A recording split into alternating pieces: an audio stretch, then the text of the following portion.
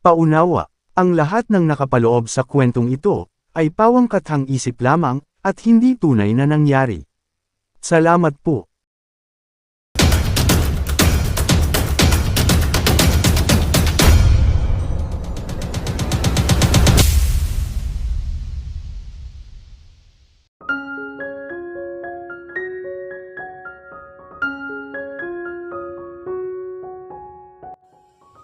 Mula ng araw na iyon, mas naging mapadmadtiyag si Sophia. Hindi na siya lantaran kung kumilos. Hindi na siya nagbabanta. Hindi na rin siya nakikipagtalo kay Adrian tungkol kay Elena. Sa halip, ngumingiti na lamang siya. At iyon ang lalong kinatatakutan ni Elena. Dahil alam niyang may binabalak ang babae. Isang umaga, inutusan si Elena ni Rosa na dalhin ang ilang mahalagang dokumento sa opisina ni Don Roberto. Karaniwan lamang na gawain iyon. Wala siyang dahilan para maghinala. Tahimik siya naglakad patungo sa opisina. Ngunit na makarating siya roon, walang tao sa loob. Kakaiba. Ipapatong na sana niya ang mga dokumento sa mesa nang may mapansin siya. Nakahandusay sa ibabaw ng mesa ang isang mamahaling kwentas na diamante. Napakaganda nito.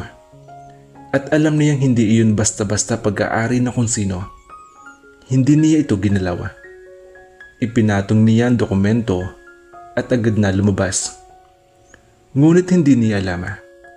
Mula sa bahagyang nakabukas na pinto sa kabilang silid ay nakatingin si Sophia at nakangiti.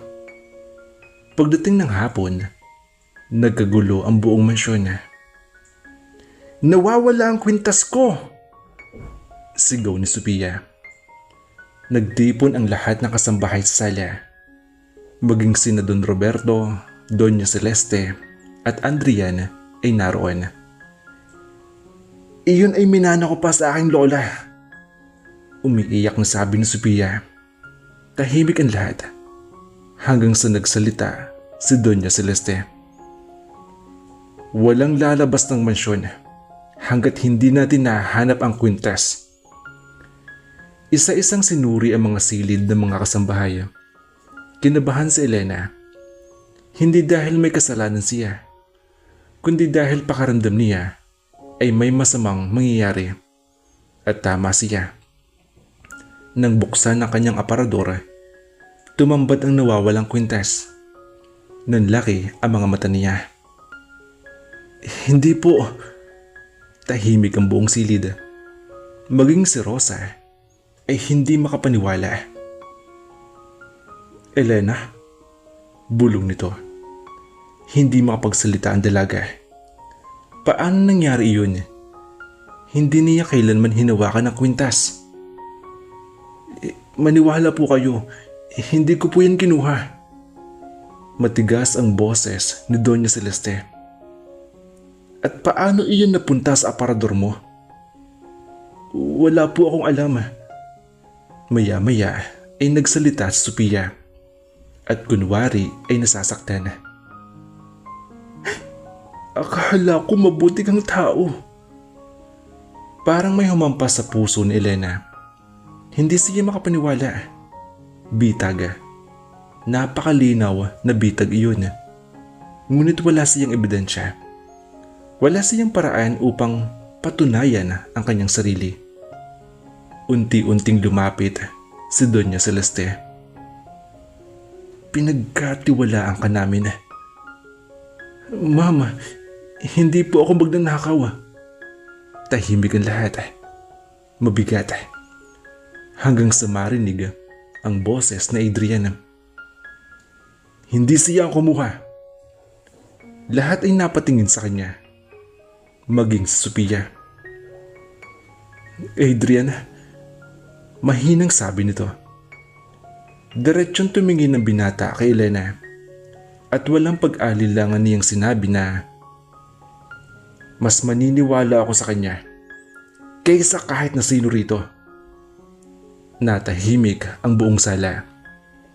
Ngunit sa pagkakataong iyon, lalong nagalit si Sophia dahil hindi gumana ang kanyang plano. At habang nakatitig siya kay Elena, nangako siya sa sarili kung hindi niya kayang sirain ang reputasyon nito, sisiguraduhin niyang mawawala ito sa buhay ni Adriana, anuman ang maging kapalit. Hindi pa rin makapaniwala sa Elena sa nangyari. Kung hindi dahil kay Adriana, maaaring napalayas siya sa mansyon.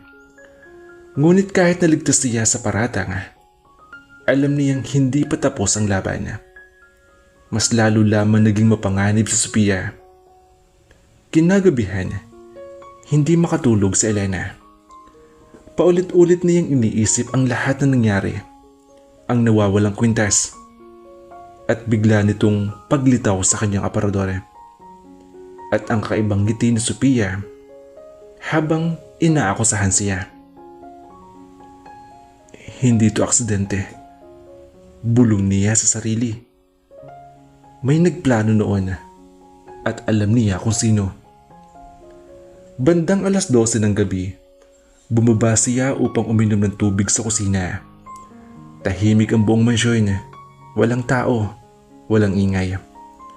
Ngunit habang pabalik siya sa kanyang silid, may narinig siyang mahinang usapan mula sa lumang opisina sa likod ng mansyon. Napahinto siya. May ilaw sa loob. Kakaiba. Dahil matagal nang hindi ginagamit ang silid na iyon. Dahan-dahan siyang lumapit. Bahagyan nakabukas ang pinto. At doon niya narinig ang boses ni Doña Celeste. Hindi na ito maaaring lumabas. Nanlamig si Elena. May kausap ang matanda, isang lalaki. Hindi niya makita ang mukha nito, ngunit pamilyar ang boses. Matagal na tayo nagsisinungaling, Celeste. Napatakip siya sa bibig. Parang may mabigat na lihim na pinag-uusapan. Kapag nalaman ni Adrian ang katotohanan, pagpatuloy ng lalaki. Hindi niya dapat malaman. Matalim ang sagot ni Doña Celeste. Tumigil ang lalaki. Pagkatapos ay marahan ito nagsalita. Pero may karapatan siyang malaman kung sino talaga ang may kasalanan sa pagkamatay na kanyang ina.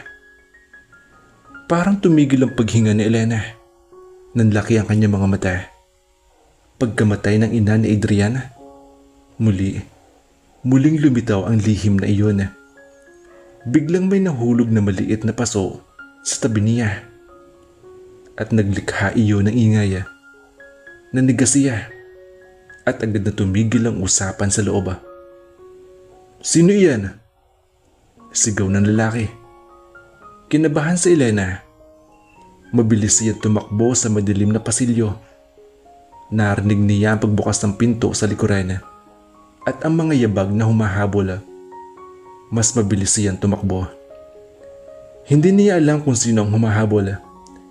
Hindi niya alam kung ano ang mangyayari kapag nahuli siya. Sa wakas ay nakarating siya sa hardin. Humihingal, kinakabahan. At doon niya nakitang may nakatayo sa ilalim ng ilan na fountain. Si Adrian. Elena? Napansin agad nito ang takot sa kanyang mukha. Ano nangyari? Hindi agad siya nakasagot. Humihingal pa rin siya. May narinig ako. Naningkit ang mga mata ni Adriana. Tungkol saan? Nag-atubili siya. Pero alam niyang hindi na niya kayang itago ito. Tungkol sa mama mo. Biglang tumigas ang mukha ni Adriana. At sa unang pagkakataon matapos ang maraming taon, may pag-asa siyang naramdaman. Pag-asa na baka malapit na niyang malaman ang katotohanang buong buhay niyang hinahanap. Ngunit hindi nila alam. Mula sa madilim na bahagi ng hardin ay may isang taong nakatingin sa kanila at narinig nito ang lahat. Si Sophia. At ngayon, alam na rin niya ang lihim na maaaring sumila sa pamilya Montenegro. Nanatiling nakatayo si Adrian sa harap ni Elena. Hindi siya kumurap. Hindi rin siya nagsalita agad. Parang ang salitang mama pa lang ang sapat na para maging ang lahat ng matagal niyang tinatagong sakit. Ulitin mo. Mahinang sabi niya. Napalunok si Elena. Narinig ko po. May nag-uusap sa lumang opisina tungkol po sa mama ninyo.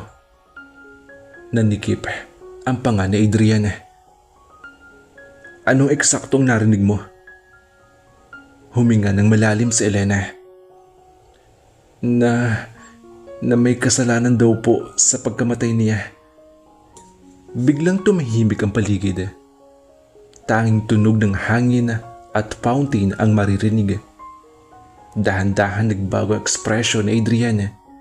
Hindi galit, hindi gulat, kundi matagal nang kinikimkim na hinala.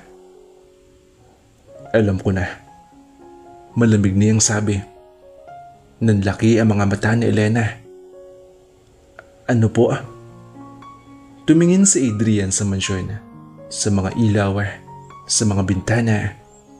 Parang binabasa ang bawat sulok nito. Matagal ko nang nararamdaman na may hindi tama. Dagdag niya. Napahawak si Elena sa kanyang dibdib.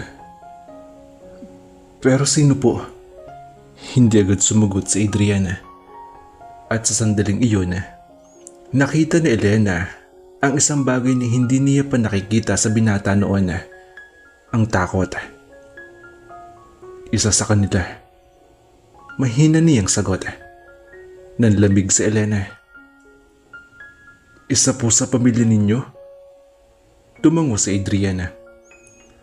Bago pa siya makasagot muli, biglang bumukas ang pintuan ng hardin. Si Rosa, hingal na hingala. Elena, Sir Adrian. May takot sa mukha nito. Ano po iyon? Tanong ni Elena. May nangyari sa mansyon. Pinatawag kayo ni Don Roberto. Nagkatinginan sina Elena at Adriana at pareho nilang naramdaman na ito na ang simula ng pagbagsak na katahimikan. Pagpasok nila sa loob, halos lahat ay nasa sala na. Si Don Roberto ay seryoso. Si Doña Celeste ay malamig ang mukha. At si Sophia, nakaupo sa isang sulok, nakangiti. Parang alam na niya ang lahat. Adrian, malamig na sabi ni Don Roberto. May kailangan tayong pag-usapan. Ngunit bago pa siya makapagsalita, nagsalita si Sophia. About the past and the incident. Nanigas si Adrian. At si Elena ay nakatayo sa likuran niya. Ay ramdam na ramdam ang bigat ng salitang incident. Biglang tumingin si Doña Celeste. Magsara ang lahat ng pinto. Isa-isa itong isinarado ng mga katulong. Parang kulungan. Parang hatol. Ngayon, sabi ni Don Roberto, walang lalabas hanggat hindi natin tinatapos ito. Tahimik at sa gitna ng lahat, may isang lihim na unti-unting binubuksan. Isang katotohanang matagal nang nakabaon at handa nang sumabog.